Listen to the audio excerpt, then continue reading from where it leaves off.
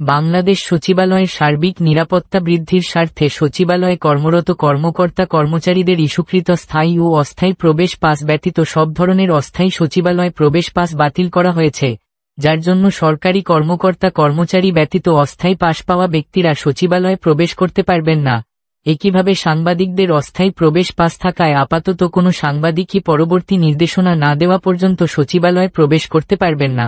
শুক্রবার ২৭ ডিসেম্বর স্বরাষ্ট্র মন্ত্রণালয়ের প্রধান উপদেষ্টার বিশেষ সহকারী মো. খোদা বখশ চৌধুরী স্বাক্ষরিত এক প্রেস বিজ্ঞপ্তির মাধ্যমে বিষয়টি জানানো হয়।